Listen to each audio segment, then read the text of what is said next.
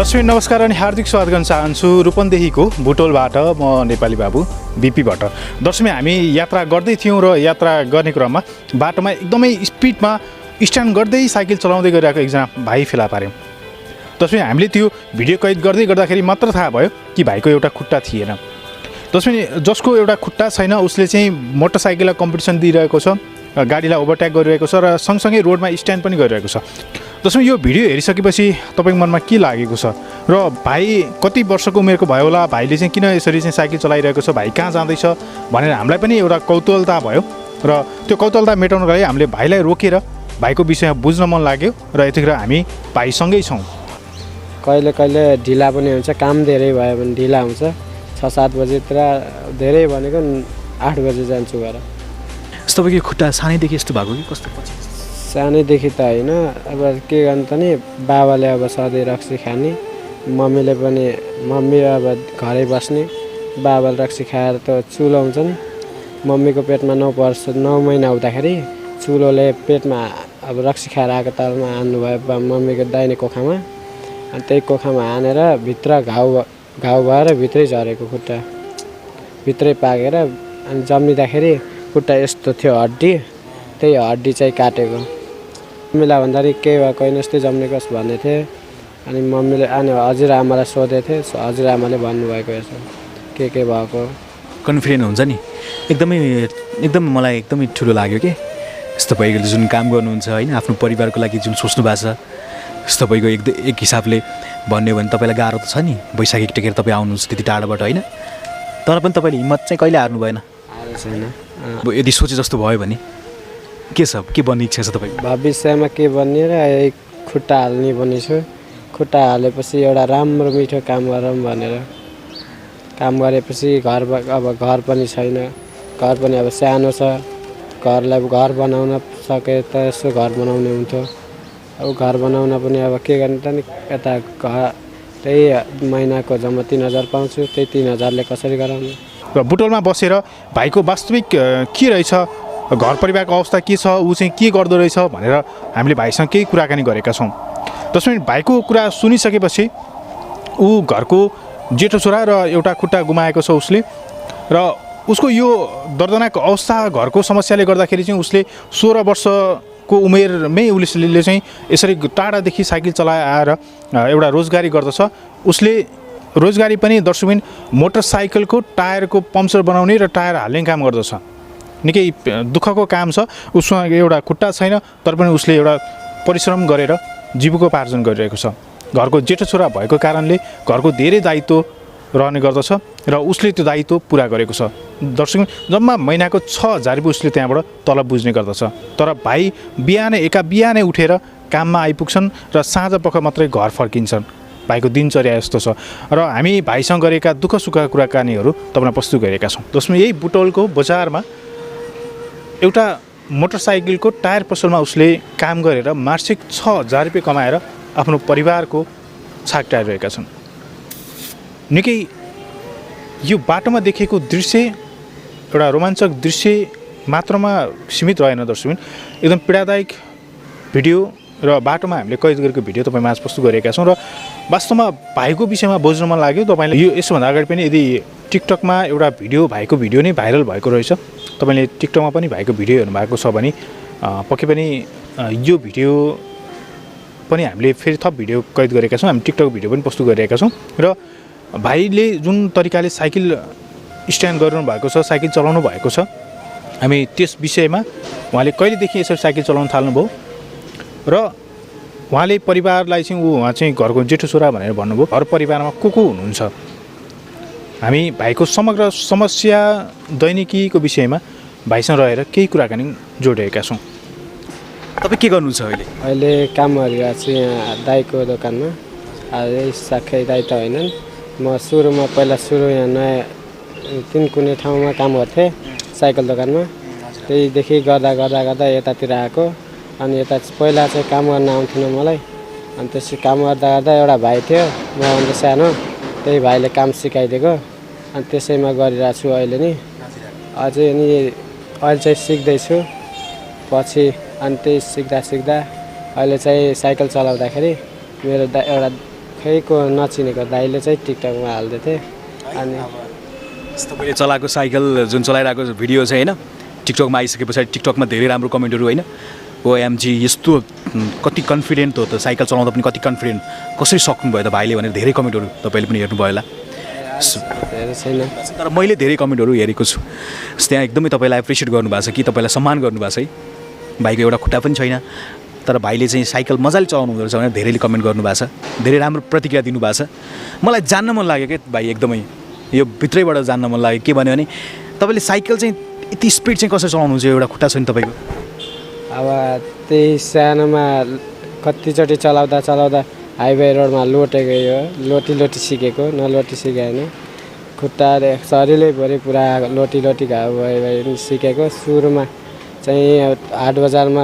जाँदाखेरि त्यहाँ छिम हाट बजार छिम त्यो ओह्रालोमा चाहिँ साइकलको त्यो पाइतल हुन्छ नि पाइतलमा टेकेर सिटमा बस्ने कोसिस गरेँ सिटमा बस्ने कोसिस गरेर पाइतल हल्का घुमाउने कोसिस गरेँ त्यसपछि हल्का पाइतल हान्दा फुल पाइतल हान्न जानेपछि बल्ल साइकल सिकेको अनि त्यसपछि बहिनीलाई बसालेर साइकल चलाएर हिँड्थेँ अहिले चाहिँ यही काम गरिरहेको छु साइकल चलाएको अब धेरै वर्ष भइसक्यो बानी नै भइसक्यो जस्तो कि सुरुमा तपाईँलाई त गाह्रो पनि भयो पक्कै पनि किनकि तपाईँको एउटा खुट्टा पनि थिएन होइन तपाईँले साइकल चलाउँदै गर्दाखेरि एकदमै गाह्रो पनि हुन्थ्यो होइन सुरुमा त धेरैचोटि तपाईँ लड्नु पनि भयो लड्दै सिक्नुभयो पछि बिस्तारै कम स्पिड होइन बढाउँदै तपाईँले एकदमै स्पिडमा साइकल चलाउनु थाल्नुभयो त्यही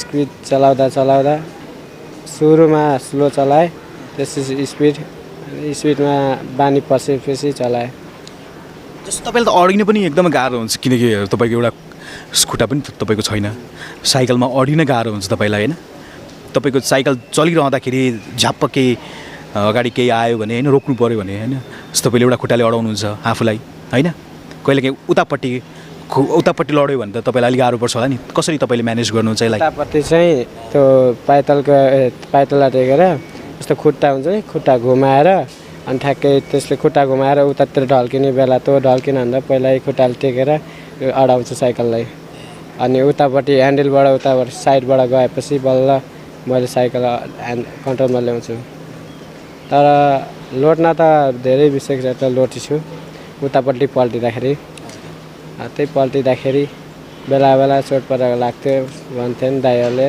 सुस्त चला भन्दा पनि अब पानी परेपछि नि सुस्त चलाउने बानी नपरेर त्यही भएर स्पिड सधैँ स्पिड हो खालि कहिले स्लो आफू अघि बढ्छु कसरी त्यो मात्र सोच्छु अरू केही सोचेको छैन त्यही घर जाने बेला धेरै टाइम त नभओस् त्यही भएर स्पिड चलाउँछु कतिले भन्नुहुन्छ तपाईँले जस्तो साइकल चलाउनुहुन्छ नि एकदमै स्पिड तपाईँको साइकल चलाउने तपाईँको एउटा क्षमता छ भनौँ होइन कतिले भन्नुहुन्छ कति स्पिड साइकल चलाएको तपाईँको त एउटा खुट्टा पनि छैन तपाईँलाई गाह्रो होला अप्ठ्यारो होला होइन तपाईँ लड्नु होला भनेर कतिले भन्नुहुन्छ छक्क कति पर्नुहुन्छ छक्क त अब धेरैजनाले भनेछन् सुस्त चला भन्छन् अब जति सुस्त चलाए पनि सुस्तै चला भन्छन् अब कसैले सोच्दै डोराउँदै लिएर जाऊ भन्छन् अब डोराउँदै लिएर जाने कसरी बैशाखी छैन बैशाखी नभएर त्यही भएर साइकलमा जान्छु ढिला हुन्छ भनेर तर बैशाखीमा हिँड्दा पनि काखी बहुत दुख्छ त्यही भएर खुट्टाले हल्का साइकल चलाएर घर जान्छु भनेपछि तपाईँको घर चाहिँ यहाँबाट कति यो बुटोल होइन तपाईँको घर चाहिँ कहाँ बुटोलबाट नयाँ गाउँ बेलबास नयाँ गाउँ यहाँबाट कति समयमा तपाईँ पुग्नुहुन्छ तपाईँको स्पिडमा अहिले त्यही 5 मिनटमा 5 मिनट पुग्नुहुन्छ 5-6 लगभग धेरै भनेको 15-10 मिनट भनेपछि तपाईँले तपाईँको घर जाँदा पनि बाहिर तपाईँले हिँड्दै गर्दा पनि जति बेला पनि यत्तिकै स्पिडमा हुनुहुन्छ तपाईँ जति बेला त होइन खालि बाटो खाली भएको बेला यो भन्दा नि त्यो अझै स्पिड हुन्छ हजुर तपाईँले जस्तो त्यो पेटी हुन्छ नि त्यो पेटीबाट माथि त्यसपछि तलतिरपट्टि झ्याप गर्नु हुँदो रहेछ होइन त्यो अलिक डर लाग्यो मलाई तपाईँको त्यो त अब बानी परिसकेको छ त नि अलिअलि ब्यालेन्स चाहिँ मिलाइहाल्छु तर त्यस्तोमा नि बेला डर लाग्छ म आफैलाई त्यो चिप्लेर कता बुङ्गै जाने लोट्ने हो कि त्यही भएर बेला डर लाग्छ हजुर धेरै पटक लोड्नु पनि भयो त्यतिखेर त्यस्तो गर्दा त लोटे होइन सिक्दाखेरि धेरै त जस्तो सिक्दाखेरि लोटे अरू साइकलमा सिक्दाखेरि लोटे तर अहिले यो साइकल चलाएको छु यो साइकलमा आजसम्म लोटे छैन हजुर को बस्नुहुन्छ तपाईँको घरतिर जाउँ अब तपाईँको यो साइकल चलाउने कला जस्तो मैले बुझिहालेँ थोरै सुरुमा चाहिँ तपाईँहरू को बस्नुहुन्छ घरमा त होइन तपाईँले टायर त्यो उसमा काम गर्नुहुँदो रहेछ तपाईँले होइन के भन्छ टायर बनाउने ठाउँ हो ग्यारेज हजुर को बस्नुहुन्छ घरमा चाहिँ घरमा मम्मी भाइ अनि म 3 जना मात्रै हुनुहुन्छ 4 भाना हो बाबा अहिले बित्नु भएको मम्मी चाहिँ अब काम गर्न नि नसक्ने भएछन् अहिले सन्चो पनि छैन मम्मीलाई त्यही भएर भाइलाई नि काम लगाइदिन्छु भाइले नि त्यही ड्राइभर हो अनि मैले नि काम गर्छु मम्मी चाहिँ अब सन्चो नभएर घरै बसेछन् त्यसैको लागि काम गरिरहेको छु घर खर्चको लागि धेरै दुःख गर्नुहुँदो तपाईँले होइन तपाईँको परिवारमा पनि एकदमै दुःख रहेछ होइन एकदमै गरिब फ्यामिली गरिब परिवारमा हुर्किनु भएको रहेछ तपाईँ जेठो छोरो तपाईँ होइन तपाईँको ड्याडी पनि तपाईँले गुमाउनु भयो कहिले हो ड्याडी बित्नु भएको छ ड्याडी बित्नु भएको वैशाखको 12 गते वैशाख 12 यही 12 वैशाख 12 हजुर के भएर बित्नु भयो ड्याडी चाहिँ जान्डिस लाएर कालो जान्डिस लाएर बित्नु भएको भनेपछि तपाईँ त भर्खरै कति वर्ष 16 वर्ष पुग्यो भन्नुहुन्थ्यो हजुर कति क्लास पढ्नु भएको छ तपाईँले एक क्लास पनि पढाएको छैन पढ्न पाउनु भएन पढ्न त पहिला त पढ्थेँ त्यही पनि नर्सरीमा पढ्थेँ पढ्दा यस्तो साथीहरूले उल्कायो कि अब हिँड्ने बानी यस्तो स्कुल छोडेर हिँड्ने बानी लायो अनि त्यही हिँड्ने बानी हिँड्दा बानी लाएर सुरुमा त यहीँ बसपार्क हुर्केको बसपार्कमै बस्थेँ एउटा दाई हुनुहुन्थ्यो त्यही दाइले पाल्नुहुन्थ्यो मलाई तर बाबा मम्मीको सधैँ झगडा हुन्थ्यो क्या त्यही बाबा मम्मीको सधैँ झगडा हुने कारणले अब पढ्न नि पाएन अनि पढ्दा पनि साँझ आएर बाबाको गोदाइ खान्थेँ त्यही बेला घरमा बस्न मन लाग्थेन पढ्न त मन लाग्थ्यो पहिला त सानोमा त मन लाग्थेन अहिले चाहिँ पढ्न मन लाग्छ अलि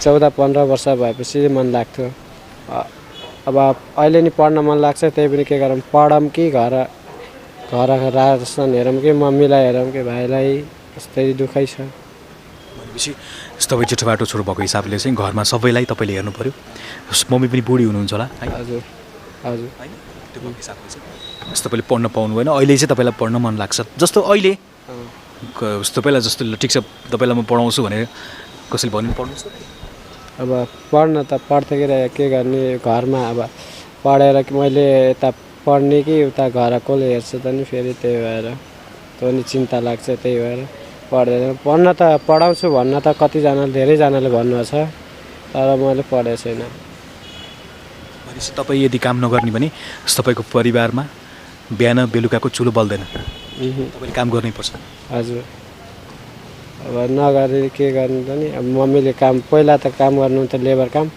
अहिले चाहिँ लेबर काम गर्दा अहिले चाहिँ अब बुढी भए कसरी गर्छन् त्यही भाइले मात्र कतिसम्म आउँछ र त्यही भएर मैले नि गरेको तपाईँको साइकल हेर्दाखेरि एकदमै त्यो साइकल तपाईँले स्पिड चलाउँदाखेरि चाहिँ अब अलिकति साइकल राम्रो हुनुपर्ने होइन ब्रेकहरू पनि त्यति राम्रो रहन्छ त्यहाँ त्यो तपाईँले चलाउने साइकल त्यति राम्रो लागेन मलाई होइन साइकल अब कति वर्ष भयो अब धेरै त भएको छैन मैले चाहिँ साइकल दोकानमा काम गर्दा आफै त्यही साइकल दोकानमा साउले दिनुभएको त्यही साइकल दोकानमा साइकल दिएबाट त्यही चलाइ गरेको छु बिग्रेबाट आजसम्म बनाएको छैन कति छ तपाईँको महिनामा कति कमाउनुहुन्छ तपाईँले यस्तो काम गरेर महिनामा त्यही 3000 महिनामा 3000 मात्रै हजुर 3000 तपाईँले आफ्नो परिवारमा खर्चहरू सबै कुराहरू गर्नुपर्छ हजुर त्यही हप्तामा 1000 रुपियाँ दिनुहुन्छ आइतबार बजारतिर जान्छु अनि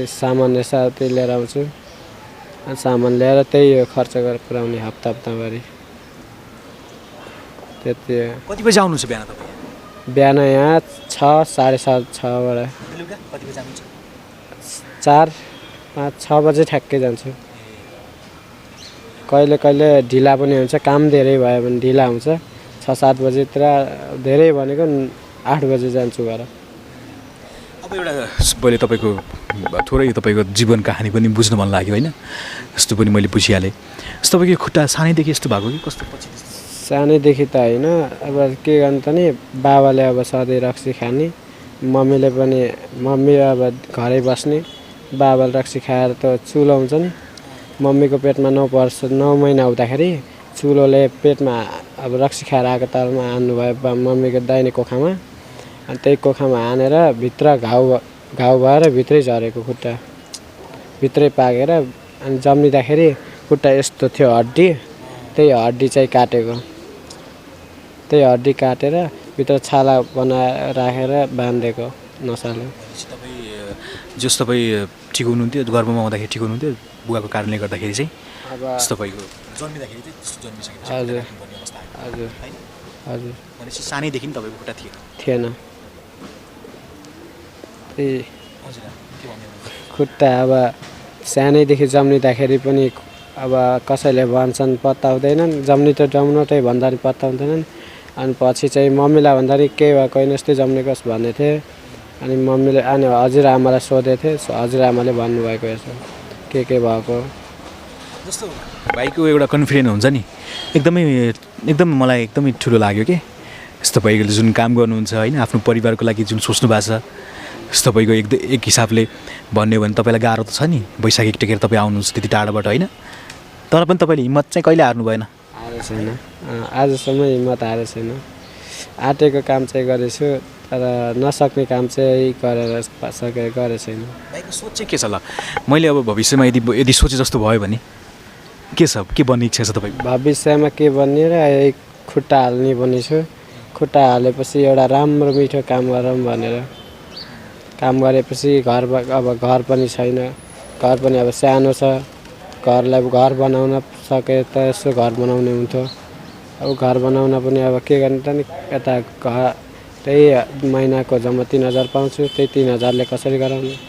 त्यही बाबा हुँदाखेरि बरु त्यही हल्का भानी 2 कट्ठा भयो नि बनायो, एक तल्ला घर बनाउनु थियो टिनको। अनि म चाहिँ वहाँ काठमाडौँ काम गरेर काठमाडौँ नै गएको, काठमाडौँ नयाँ बसारको होटलमा काम गरेर अनि पैसा लिएर 1 कोठा थियो, 2 कोठा गराएको मैले। अनि त्यही 2 कोठामा दाजुभाइ रहन्छन्।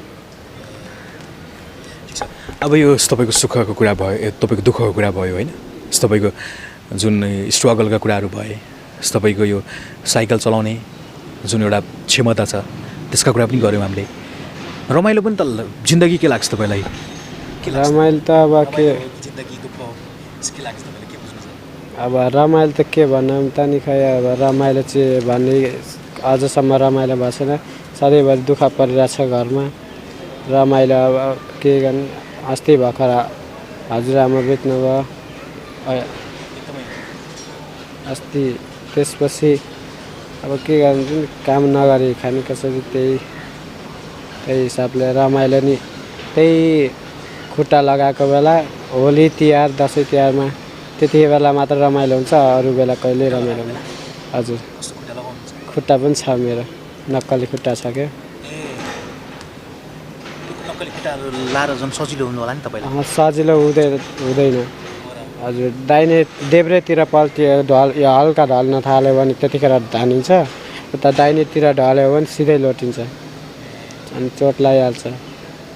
हात पनि हेर्नु, खुट्टा लगाएर के भएको यो चाहिँ? यो काम गर्दाखेरि छाला फुटेर सबै। यो हात पनि हेर्नु, यो त सही छ। यो हात एकदमै तपाईँको दुःख भएको छ, बिग्रेर छ सबै। काम औषधि गर्दाखेरि गर्नु भएन तपाईँले? औषधि गर्न नि अब के गरौँ त नि, ब्यान्डेज गरेर नि भएन। अब ब्यान्डेज गर्न नि पैसा नि अब साउसँग मागौँ भने अब कति लाग्छ भन्नुहुन्छ ब्यान्डेज गर्नु भन्नु त? ब्यान्डेज गर्न 100 रुपियाँ जति भन्नुहुन्छ। यो तपाईँलाई यो जुन यो एकदमै गाह्रो रहेछ तपाईँको स्थिति होइन, यो मेन कुरा हातले काम गर्नुपर्छ नि तपाईँको। यो पैसा चाहिँ म तपाईँको उपचारको लागि पैसा म खर्च गरिदिन्छु है ल। के कति लाग्छ तपाईँको यो भयो, अरू के छ तपाईँले भन्नु होला मलाई है, म गर्छु। म अब अन्त्यमा छु, तपाईँसँग छुट्टिन्छु म। यो अब जति नै दुःख भए पनि दुःखलाई भुल्नको लागि होइन, हुन्छ नि तपाईँ पनि हाँस्नु त हुन्छ होला नि, सधैँभरि स्याड त हुनु नि, सधैँभरि हाँस्नु भएको थियो, खुसी त हुनुहुन्छ नि मनबाट, आफ्नो बाटोमा छ नि त। तर सधैँभरि त अब जाँदाखेरि कुनै साथीहरू छन्, साथीहरूलाई भेट्दाखेरि खुसी भइन्छ, अरू साथीहरू नहुँदाखेरि अरू नर्भस रहन्छ, स्याड भइन्छ। त्यही अहिले साँझतिर घर जाने भने साथीहरू बच्छन्, साथीहरूले बहुत हँसाउँछन्, कहिल्यै दुःख दिनुहुन्, कहिल्यै रुवाउनुहुन्, कहिल्यै स्याड हुन दिनुहुन् क्या, सधैँभरि हाँसी हुन्छ। दिउँसरी हाँसी हुन्छ, अब घरमा गएपछि त्यही स्याड भइहाल्छ। अब घरमा नि केही खुसी हुने चिज केही छैन। अब जाने बित्तिकै मैले नै खाना पकाउने, घर सबै सफा। अब मम्मी सक्न नि कसरी गर्छन्, अब पानी अब उठ्नै सक्दैनन्। त्यही अब पहिला 2टा दिदी हुनुहुन्थ्यो के अरे, दिदीको 2टैको बिहा भयो, आफ्नो घर जानुभयो। अब भाइलाई भनौँ भने अब भाइ पनि अब महिना बल्ल एकचोटि आउँछ। मेरो त खास हुन्छ सोच चाहिँ इन्डिया गएर राम्रो त कमाइ गरेर एउटा घर अझै 2-3 तल्ला घर बनाऊँ भन्ने सोच छ के अरे। अब खै हुन्छ कि हुन्न पुरा। हजुरको सोच पुरा हुन्छ, किनभने तपाईँमा जुन कन्फिडेन्स छ नि, मैले गर्नुपर्छ भनेर जुन गर्नुभएको छ नि तपाईँले अहिलेसम्म, यति गर्नु पनि ठुलो कुरा हो। बुझ्नु नि, तपाईँले गरिरहेको यो काम साँच्चीको उदाहरणीय काम छ। बुझ्नु नि, तपाईँले यो कामलाई नछुट्नुहोस्, आफ्नो हौसलालाई चाहिँ बढाउनुहोस् है। म छुट्टिन्छु तपाईँसँग। तपाईँको यो के उपचार कति खर्च लाग्छ म तपाईँलाई सबै पैसा म दिन्छु है त। ल हस्, बाई। हस्, बाई सर। धेरै